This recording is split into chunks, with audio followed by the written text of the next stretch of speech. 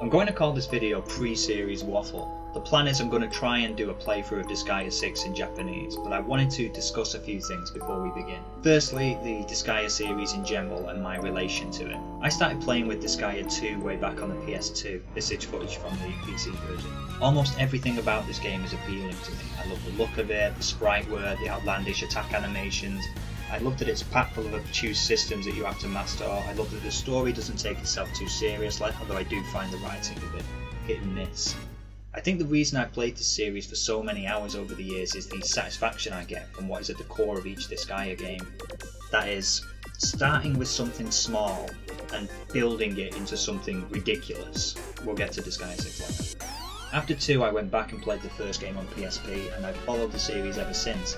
I particularly enjoyed the PS3 trilogy, with 3 exploring the demon education system, 4 taking a look into the world of demon politics, and D2 bringing the original cast back for a new adventure. It's just a shame you can't really play these games anymore unless you have a working PS3. 4 has a re-release on current systems and 3 is available on the Vita, but with D2 you're really out of luck. Sidebar, how is my PS2 still working? Here we go.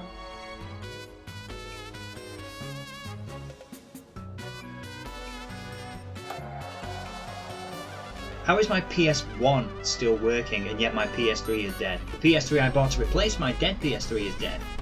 What am I supposed to do with all these? Chuck them in the bin? Unless Sony radically changes its policy towards back compatibility, the future of gaming is PC. Anyway, after the PS3 trilogy you've got Disgaea 5, which is the game I would recommend to anyone interested in giving the series a try. It's available on most platforms and usually cheaper than the more recent re-releases of 1 and 4. The artwork is beautiful, and from a gameplay perspective it's the most refined. There are plenty of systems, old and new, to get to grips with. Quests have been introduced, the character world has been overhauled. The game goes out of its way to try and give you something to do with all of your characters. It's top notch all round. I've put a fair bit of time into all these games over the years. Often I end up owning multiple copies of the same game.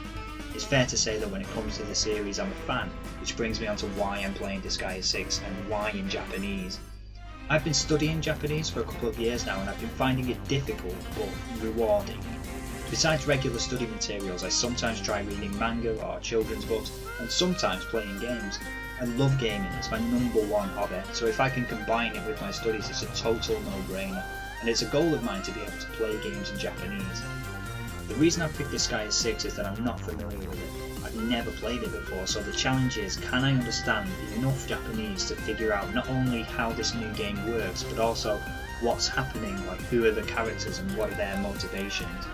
I tried this a few years ago when I imported a Japanese copy of Disgaea 3, but I found it impossible. I couldn't understand anything.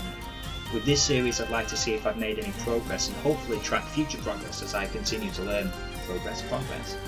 I must stress now that these videos are not intended to teach Japanese. I'm a student of Japanese, not a teacher, as I'm sure will become rapidly apparent.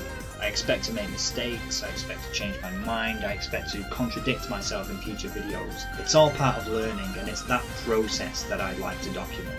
So if you're up for it, I'll be uploading part 1 sometime tomorrow. Thanks for watching and I'll see you there. そのただのゾンビがどうやって最強の破壊神を倒したのか心して聞きやがれ